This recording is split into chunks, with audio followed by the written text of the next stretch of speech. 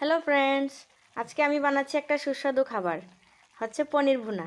পনির ভুনাতে main উপকরণ হচ্ছে মিষ্টি কুমড়োর বীজ।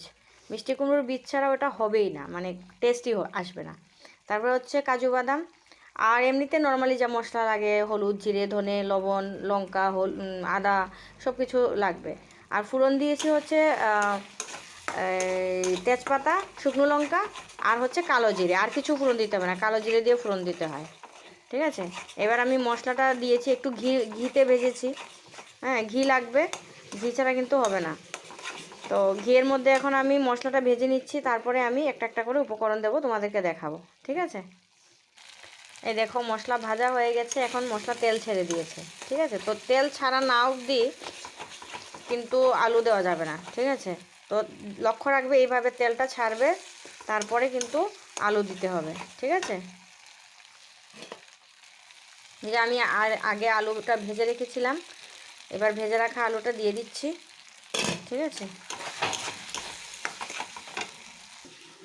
এটা কিন্তু লো ফ্লেমে রান্না করতে হবে, নাহলে কিন্তু জ্বলে যাবে এবং তরকারির স্বাদটাই নষ্ট হয়ে যাবে, বুঝেছো? এবার আমি ভালো করে কষিয়ে নিলাম, আলুটা কষিয়ে নিয়েছি ভালো করে। এবার আমি দিয়ে দিচ্ছি পরিমাণ মতো জল। বেশি দিতে হবে না, কিন্তু অল্প দিতে হবে জল, ব্যাস। বেশি জল দিলে আবার মানে ভাল লাগবে না। শুকিয়ে তারপরে গায়ে গায়ে ঝোলটা গায়ে গায়ে থাকবে, তাহলে ভাল লাগবে খেতে। ঠিক আছে, তো এই পরিমাণ জল দিয়ে দিচ্ছি। এবার আমি ঢাকা দিয়ে দেবো 5 মিনিটের জন্য। 5 মিনিট সেদ্ধ হবে, তারপরে আমি পনির দিয়ে দেবো। ঠিক আছে, দেখো আমার তরকারিটা এখন হয়ে গেছে, মোটামুটি হয়ে এসছে। এবার আমি পনির দিয়ে দেবো,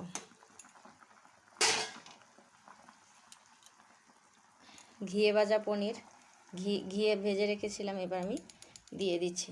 আরে বাবা, পড়ছে না কেন? পর, হ্যাঁ এবার পড়লো। এই যে এখানে আমি 200 গ্রাম মতো পনির নিয়েছি, 200 গ্রাম মতো রান্না করেছি। তো তোমরা চাইলে আরও বেশি করে দিতে পারো বা কম করে দিতে পারো। তো মশলাটাও সেই আন্দাজ করে দিতে হবে। ঠিক আছে, পনিরের অনুযায়ী মশলা দিতে হবে আন্দাজ করে।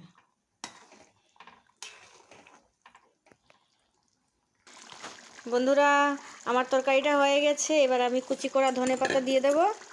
তারপরে তরকারিটা আমি ঢেকে রাখবো একটু সময়, তারপরে ধনেপাতার ফ্লেভারটা আসবে।